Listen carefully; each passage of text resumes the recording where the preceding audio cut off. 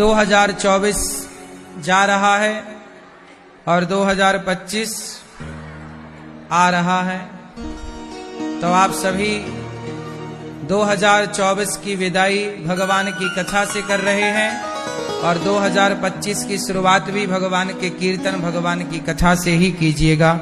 भगवान का ध्यान करते करते ही शुरुआत हो 2025 की। वैसे मुझे लग रहा है कि 2025 आपके लिए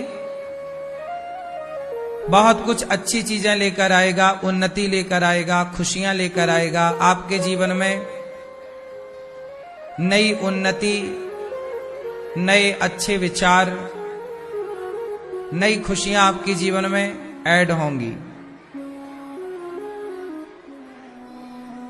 क्योंकि 2024 का जब कुल अंक जोड़ा गया तो कितना आया? 2024। तो 2 2 4 4 दूनी और 25 के अंक कितने हैं? 2000 5 2 7 2 9। कितना हुआ? 9 हुआ। और अंकों में पूर्ण अंक क्या है? सबसे बड़ा। तो पूर्ण है ये 9। तो आपके जीवन में यह 9 जो अंक है, अंकों में सबसे श्रेष्ठ, सबसे बड़ा। इसलिए भगवान राम ने भी 9 अंक को चुना था। राम जी का जन्म कब हुआ? प्राकट्य राम नवमी को। तो 2024 जैसा था उससे बहुत बेहतर 2025 आपके जीवन में होने वाला है। आपके जीवन में भगवान की कृपा भी होगी और मां लक्ष्मी की कृपा खूब बरसेगी 2025 में आप पर, क्योंकि पूर्ण अंक आ रहा है 9। और आपके काम भी पूरे होंगे, पर कुछ बातों का ख्याल रखिएगा। और वह बातें हैं कि इस 2025 की शुरुआत हम लोग एक अच्छा संकल्प लेकर करें। आज हम अच्छा संकल्प लें कि 2025 की शुरुआत हम अच्छे काम से शुरू करेंगे। 2025 में प्रयास करें, कोशिश करें कि हम ज्यादा से ज्यादा पैसे बचाएं, खर्चों को कम करें, पहला। दूसरा, यदि आप नशा करते हैं तो 2025 से अब संकल्प लें नए वर्ष से कि अब हम शराब, गुटखा, तंबाकू, बीड़ी, जो हमारी सेहत को हानि पहुंचाता है और हमारे पैसे को भी बर्बाद करता है, हम क्यों सिगरेट पीकर पैसे भी खराब करें और शरीर भी खराब करें? समझदारी तो नहीं है। तो 2025 आ रहा है, 2024 जा रहा है, तो अपने अंदर की बुराइयों को भी 24 के साथ विदा कर दीजिए, ताकि आपके जीवन में 2025 का जब सूर्योदय हो तो एक नई विचारधारा के साथ आपका सूर्योदय हो। नशा मुक्त होकर के आप 2024-2025 का मुंह देखें। राधे राधे। तो आप लोग अपने जीवन में 2025 की शुरुआत पैसे बचा करके, खर्चे कम करके, शराब इत्यादि से मन हटाकर, और 2025 में आप संकल्प लें कि आप पैसे से ज्यादा महत्व सदा अपने परिवार को देंगे। 2024 में आपने पैसे के पीछे भागकर परिवार को समय ना देकर परिवार की खटपट बढ़ा ली थी। इस बार क्या करेंगे कि परिवार को ज्यादा महत्व देंगे, पैसे को दूसरे नंबर पर रखेंगे। परिवार और पैसा पहले नंबर पर क्या है, लेकिन कुछ लोग पैसे को पहला महत्व देते हैं। पैसे के चक्कर में पत्नी से लड़ाई, बाप से लड़ाई, भाई से लड़ाई। रिश्ते बड़े हैं, पैसा बड़ा नहीं है। रिश्तों को महत्व दीजिए, अपने रिश्तों में खुश रहिए। अपने रिश्तों को निभाइए। भाई से नाता तोड़िए मत, जोड़िए। हमारी संस्कृति, हमारा धर्म, हमारी संस्कार हमारे तोड़ना नहीं सिखाते, जोड़ना सिखाते हैं। इसलिए इस 2025 में अपने रिश्तों को बेहतर बनाएं, पारिवारिक रिश्तों को, पति पत्नी। अच्छा, कौन से रिश्ते बेहतर हों तो हम जीवन सुखमय व्यतीत कर सकते हैं। जमाना हमसे रूठा है, इसकी परवाह ना करो। बस हमारे माता, हमारे पिता, पत्नी, पति, परिवार, भाई है, भौजाई है, छोटा भाई है, बड़ा भाई है, यदि हमारे माता पिता हमसे खुश हैं, बच्चे और पत्नी और पति खुश है, तो फिर औरों की हमें परवाह करने की आवश्यकता। हमारा पड़ोसी हमसे रूठा है, रूठा रहे। जमाना हमसे रूठा है, रूठा रहे। सबको आप खुश भी तो नहीं कर पाओगे।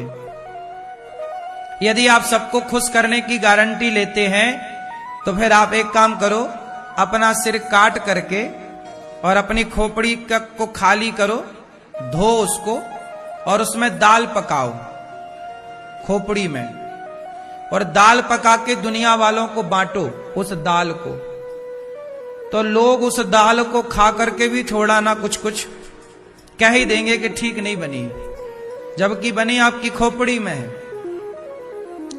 फिर भी वो कह देंगे कि इसमें स्वाद कम है।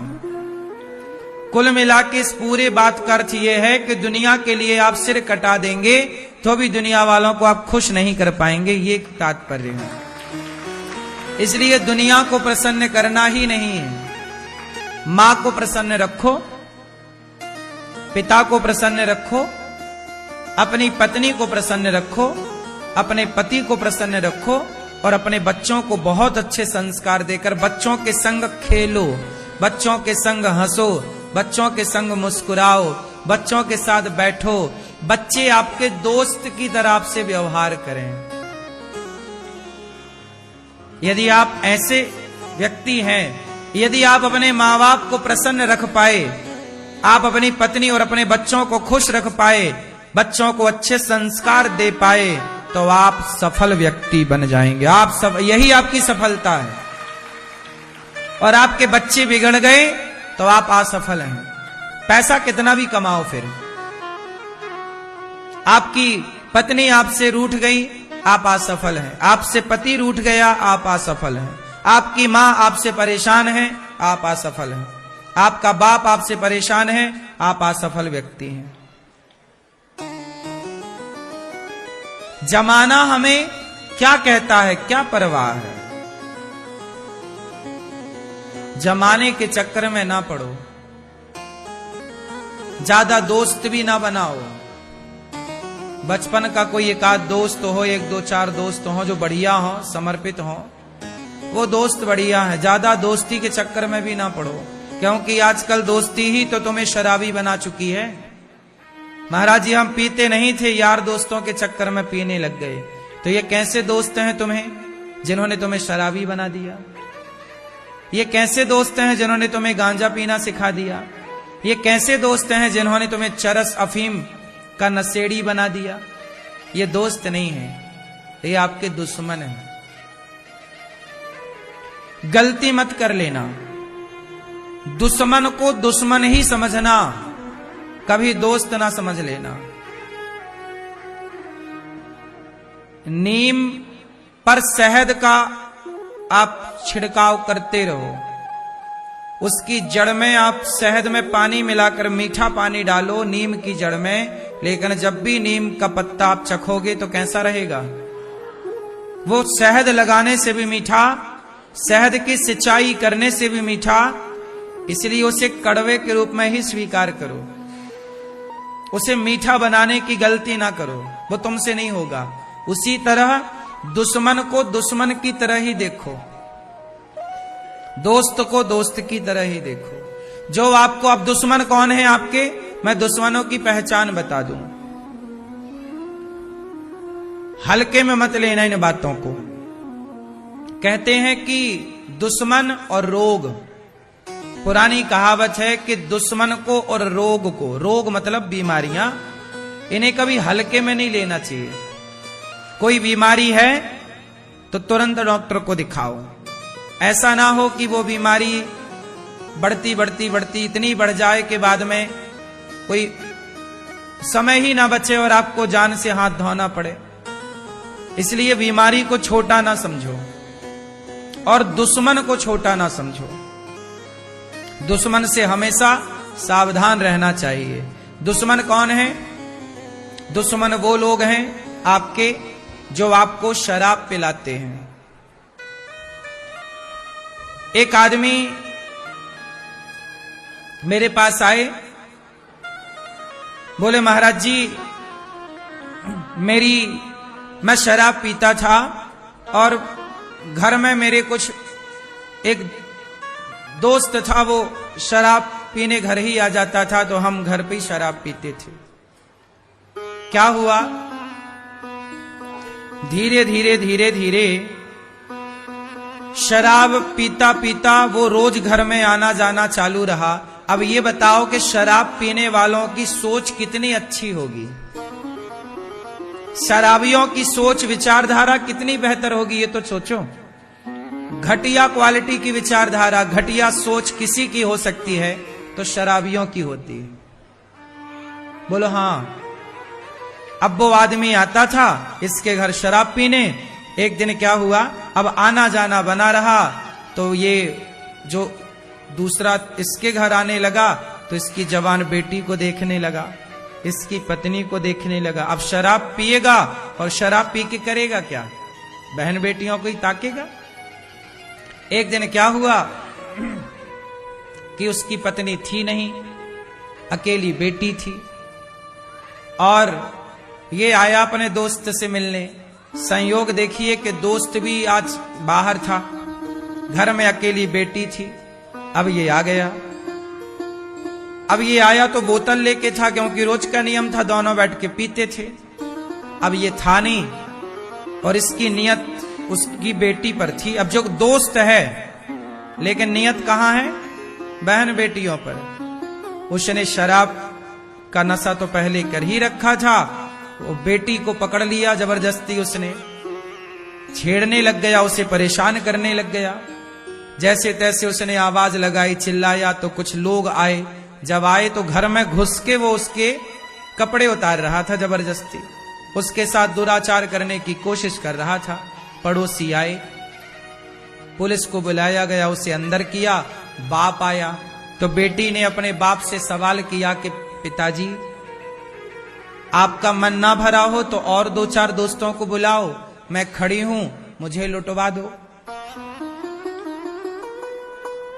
अब तुम्हारी शराब ने ही तो तुम्हारी बेटी की इज्जत उतरवाई, और पियो घर में बिठा के, और बुलाओ ऐसे 2 कौड़ी के लोगों को घर में। सबको घर में भी नहीं बुलाना चाहिए, विशेषकर शराबियों को तो बिल्कुल एंट्री मत दो।